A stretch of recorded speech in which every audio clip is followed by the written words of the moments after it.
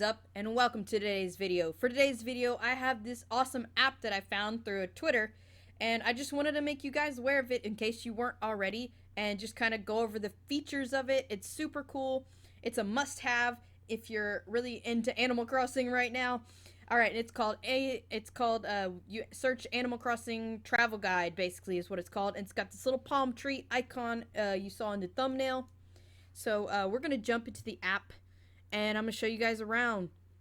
So here it is. It's called Travel Guide, and you can assign yourself daily tasks. It assigns some for you, and you can change things in the settings, so we'll go over all of that as well. But here you can see here I have all my villagers. I have currently 2 islands on 2 different Nintendo Switch consoles. So I put all 20 of my villagers there, and so I can go in and mark that I've talked to them.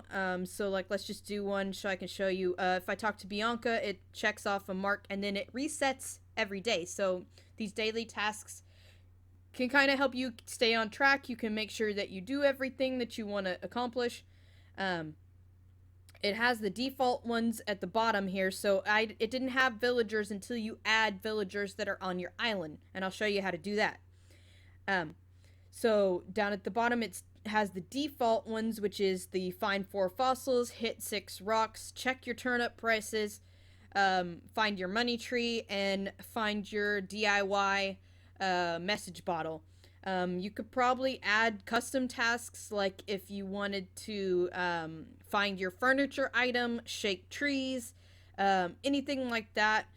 You can go to settings on your daily tasks. You can tell it what to display to you. Like if you don't want to display talk to villagers, you can disable that, or you can enable it there. You can edit tasks, so you can remove certain ones if you don't want them. And then there's also a button to add a task. So you can add, it has some options here for you. You could do like a check-in at the Nook stop, find furniture. There you have the find furniture. I'm going to add that right now to mine because I always forget to go and shake my trees. Tip for shaking trees: have a net handy because you're going to find a wasp nest. Watering flowers, get a pattern from Sable if you're still working on that. I currently have all the patterns from Sable, so I don't need to particularly add that one at this point. Check your shops, and then it has more you can do. Check your recycling bin. You can add your custom task. If there's something you want to do daily on your island, you can add that in. So that's a really cool feature. Then you can save it, save your settings. So there it is. There's 2 furniture items a day? Hold on. What? Anyway, let's continue. So that's your daily tasks. You can also it has a quick search if you want to search for something within the app. Then it also tells you how many fish and bugs are currently available right now on your island. So mine's probably set to the northern hemisphere. It probably does like a location-based thing. So what I have available, and then you can have a progress bar, which it has some defaults, and then you can actually go to your settings, and you can add in all of these different things that you want to keep track of. I think the defaults were bug, fish, fossils, and I think that may have been it. It was kind of pretty basic, but then it has all these other options like DIY recipes, so you can keep track of what you've collected. You can keep track of furniture. You can also, the cool thing about the furniture is you can see all the variations that different items come in. So it has that option, and I found out a lot of cool things about items that I didn't know came in different colors. So that was kind of cool, and I'll show you more about that in just a moment. We're just going to kind of go through the features of the app, and I want to show you guys what it can do. It's pretty cool. If you know about it already, leave a comment down below. If you don't know about it and you're hyped for this, you think you might use it, drop a like, leave a comment, tell me about it. But anyway, like I said, I found it I think I just found it yesterday, in fact, and I was like, I gotta share this. I gotta make a quick video and let you guys know.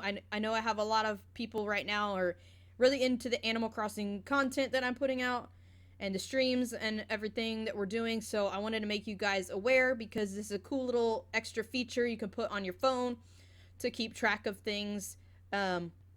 somewhat a little bit easier, and it's just kind of a cool little feature to go through and be able to check off stuff. and see all of the available items to you. Then it also has wallpapers and floors. You can also keep track of clothes. I chose not to worry about those as much. I did want to like check off for furniture because, like I said, it has all the different variations of different things that you can collect. So that was kind of cool to be able to see that, like, oh, this comes in these colors. So that was neat. You can also track your art that you get from Red. You can track the KK Slider songs. Here you can track your villagers, your fruit, shells, the type of shells you collect, all the different types of tools you can get, and your reactions. So those are all the categories that you can like track. It also tells me upcoming events within the game. So if I click here, I have apparently there's a museum day coming up, which I didn't even know that that was a thing in Animal Crossing. But it has a description that blathers. Oh, this is about the stamp rally. Yes, okay, I remember this now. So it has different events. It also keeps track of your upcoming birthdays for your villagers, so you can keep track. Like down here, Spike is on my southern hemisphere island, so he has the next birthday coming up in June. So that's all on your home page there, okay? So at the bottom, you have the star, and that's your home page. So if we go to bugs, it has a list alphabetically of all the bugs within the game. It gives you details, like if you click on, let's just try ant right here. It tells you that it's available all day and all year. How to find it, its location. You can use a rotten turnip, so you'll need a spoiled turnip in order to catch an ant. It tells you how common it is. If it's available in the rain, it tells you the price. The different prices, like if you sell to Flick versus selling to the drop-off box at Nook's Cranny, so that's interesting. I'm not quite sure what the star is. Oh, maybe that's bells. Maybe. Like I said, I'm still learning about it, but I wanted to show you guys all of the options here. Here's like Atlas Moth. So you can go through your list and check off all the bugs that you've caught so far. So I've already gone and done that and checked off things that I've already caught and turned into blathers. A few things haven't quite been turned in yet. I caught the scorpion, but I'm just sort of admiring it. It's sitting out front of my museum. It actually hasn't been turned into blathers, but it's been captured. So then it has the list of all the fish you can catch in the game. And again, this one's a bit more helpful. So let's check at the fish. We have the angelfish right here. It tells you the time of day. It's available between 4 p.m. to 9 a.m. So it's a night fish. You're going to catch it at night. And it tells you the months available as well.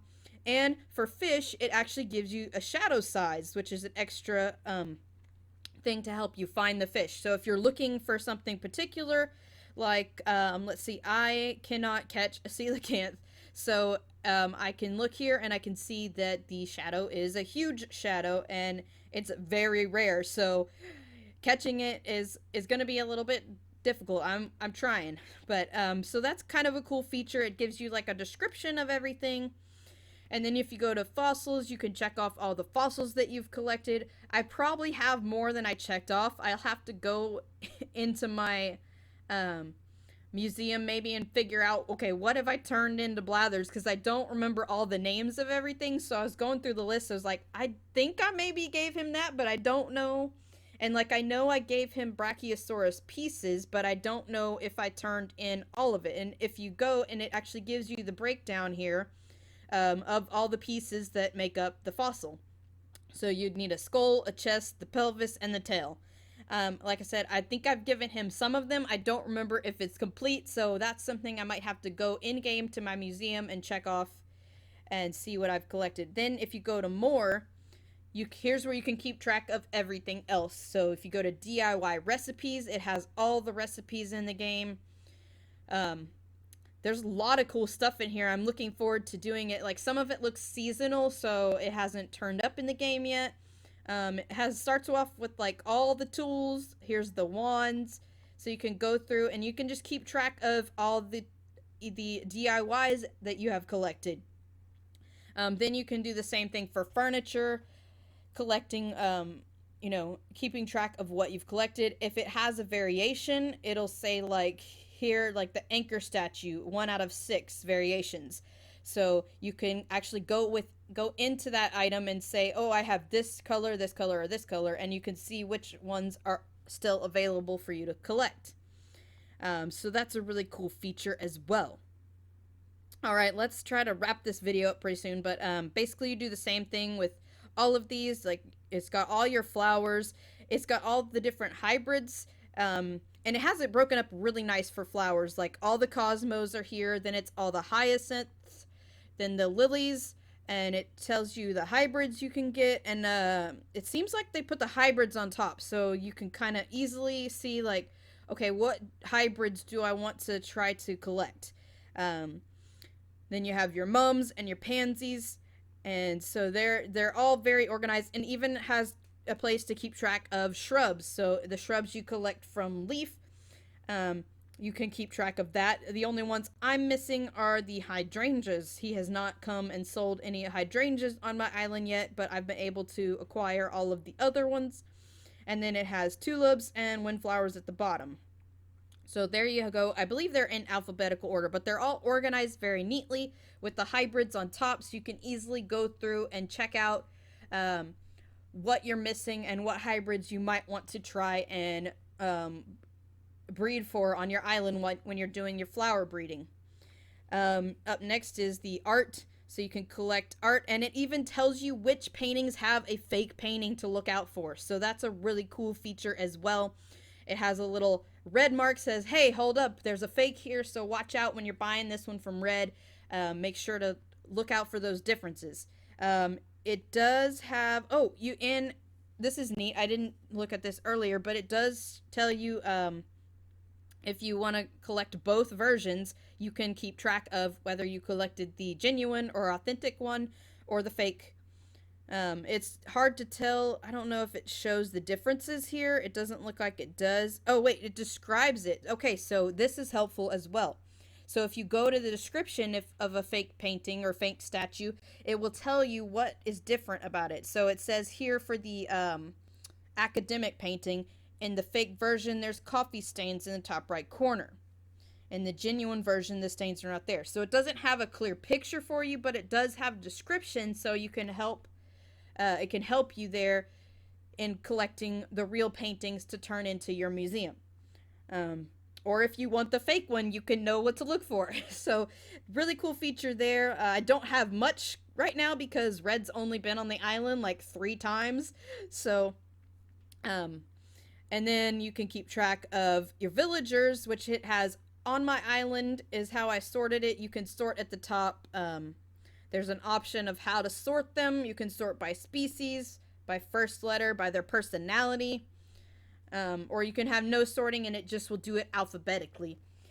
So I chose to collect all of mine that are on my island. But if you wanted to disable the showing talk to visitors, you could eventually, like if you're rotating through villagers or you want to collect a large amount of villagers, I guess you could kind of use this to keep track of who you've collected, because on the home screen it actually has a progress bar here for villagers and it says I've collected 20 out of 391. So you could use that to just keep track of all villagers that have ever existed on your island, or even that you've even encountered. You could use it in a number of ways, which is really cool. I recommend if you do that to turn off the daily tasks so you don't have all of the villagers here. If you've like already collected like 50 or interacted with 50 on your island or something, that's a big number, I know, but just kind of think it through in that way. So I chose to just put the villagers that I have on both of my islands so I can keep track and I can remember to visit both islands and do my daily tasks. So let's see, what else did I want to show you guys? The last thing, you just have the fruit, all the fruit that you can collect in the game. Then you have your reactions, which that's kind of cool to see all the different ones and you can see what you're still missing. And then it has the, oh, I'm trying to click on tools. It has all the tools, which includes all the different types of magic wands. It's pretty cool here. Actually, I want to show you guys this one thing. There's a wand just called wand, and it looks like it came out of Harry Potter. It's so cool. Hold on, it'll catch up to me in a minute. All right, so there is the wand right there, and it has one variation. So that's the only way it's going to look like, and it's a craftable item, which is another cool feature. If you go to some of your furniture and your tools lists, it'll tell you whether or not that item is craftable. Okay, so that means it would have a DIY. And then the last thing is there's just some things about here about the app. If you like the app and want to contribute to the people developing it, they have a tip jar. Again, that's optional, of course. The app itself is free to download. You don't even need to have an account. You just put in all your information about your island. You didn't even need to link it to a Switch account or anything like that. All I did was download the app, and it was ready to go. You just go through your villager list if you want to check off who's on your island, and then you can start going through the things and checking off what you have collected in your game. And this is another cool item right here, is the community resources. They've collected all of the different things that people use to help them with their gameplay. So like the island designer, you click on that and it takes you to that island designer website, and you can actually I guess you can do stuff. So yeah, you can actually like draw on your phone screen and design your island right here. I'm just sort of messing with it, but then there's a boarding pass designer. So I haven't really messed around with that as much, but that's cool that they have a link to that. Then they also have one for an island tune creator if you want to experiment with different tunes and find something that you like, and then you can go and input that into your game. So you can kind of play around with it here and then go to your game and set up your new island tune. So that's a cool thing. And then a pattern designer, acpatterns.com. It has a link so you can practice your custom designs and create new things. Then it has a turnip calculator, so you could like put in all this information and figure out what day is going to be your best day for turnip prices. Super cool. And then a flower guide for hybrids. So it has a lot of the grids, which some people now are starting to say maybe the grid system isn't the best. So, but if you want to try this method, here's how to do it, how to set up your different flowers into these grids. And then it kind of gives you like a result that you should get. So you could try that out. It's there for you. So yeah, that's everything on the app. A lot of cool features.